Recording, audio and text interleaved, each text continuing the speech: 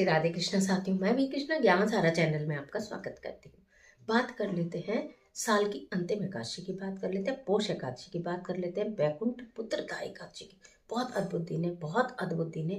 ये जबरदस्त संयोग में आने वाला दिन है और इस दिन आपको क्या करना है, आज की वीडियो में यही जानकारी लेकर मैं आपके बीच में।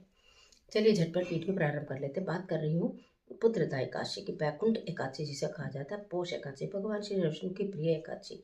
ये 30 तारीख को है, 31 तारीख को है। 30 तारीख को ये हिंदू पंचांग के अनुसार, कैलेंडर के अनुसार जो एकादशी तिथि है वो प्रातः 5:30 या 5:50 के आसपास प्रारंभ हो रही है, जो कि 31 दिसंबर में प्रातः 5 बजे जो समापन जिसका हो जाएगा। तो पूरे दिन एकादशी देखते हुए, उदय तिथि को देखते हुए एकादशी का व्रत 30 दिसंबर में रखा जाएगा। 31 दिसंबर में पारण की बात करूं तो दोपहर 1 बजे से लेकर 3:30 बजे तक आप इस व्रत का पारण कर सकते हैं। अब बात ये कर लेते हैं कि 30 दिसंबर के दिन इतनी बड़ी एकादशी है, उस दिन क्या करना है। कहा जाता है इस दिन भगवान श्री विष्णु की पूजा करने से, व्रत करने से, दान पुण्य करने से, पीले रंग के फूल, फल, मिठाई इत्यादि चढ़ाने से या व्रत करने से असंख्य पुण्यों की प्राप्ति होती है, धन सुख समृद्धि की प्राप्ति होती है, पुत्र की प्राप्ति होती है और पुत्र या संतान के मार्ग में आ रही बाधा, यानी कि उनकी कामयाबी के मार्ग में आ रही बाधाओं को दूर करने के योग बनते हैं। तो इसलिए इस एकादशी के दिन व्रत करें ना करें, इस कार्य को अवश्य करें। करना क्या है, आप ये सारी चीज़ें जो मैंने आपको बताई ये सब हमेशा करते हैं। अलग क्या करना है, ओम नमो नारायण मंत्र का जाप करना है। तुलसी जी के आगे घी का दीपक या तिल के तेल का दीपक जलाकर उसकी परिक्रमा अवश्य करनी है।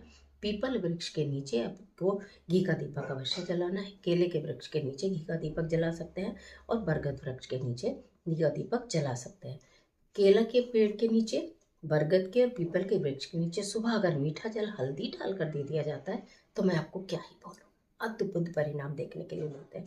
इसके साथ साथ आपको एक खास उपाय बता रही हूँ। छोटा सा पीतल का आप लोटा ले लीजिए या पीतल की मटकी ले लीजिए, उसके अंदर चने की दाल भरिए, हल्दी भरिए,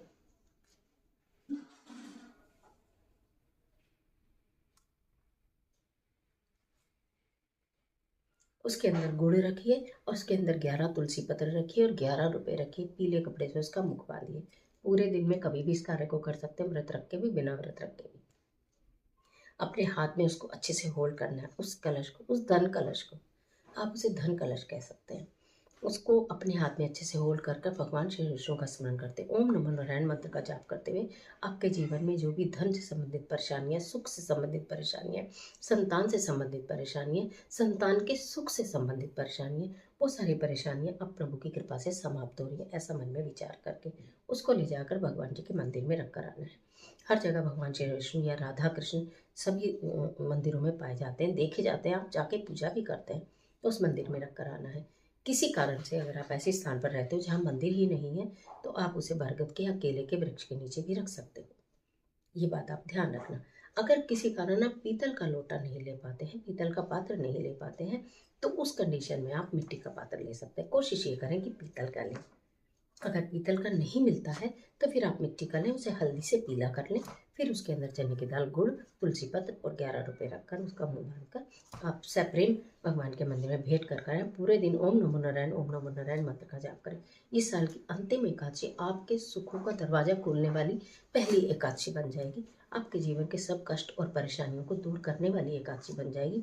वैकुंठ एकादशी, भगवान श्री विष्णु की कृपा से वैकुंठ की प्राप्ति होगी और आपका मन प्रसन्न होगा, आपका जीवन प्रसन्न होगा, आपके जीवन में खुशहाली आएगी। तो एकादशी वाले इस दिन को हाथ से जाने मत दीजिएगा। 30 तारीख में एकादशी, अगर आप द्वादशी युक्त एकादशी रखना चाहते हैं तो फिर वो 31 को आप उसका व्रत रख सकते हैं, नहीं तो 30 को व्रत रखना उत्तम रहेगा। आज के लिए इतना ही, इजाज़त दीजिए। इस तरह की तमाम वीडियोस को देखने के लिए चैनल को सब्सक्राइब करिए, बेल आइकन का बटन प्रेस करना जिससे आपको नोटिफिकेशन मिले। इस तरह की रेमेडीज आपको अच्छी लगती हैं तो इसको लाइक ज़रूर कर देना। कमेंट बॉक्स में ओम नमो नारायण जरूर लिखिए। ईश्वर आपकी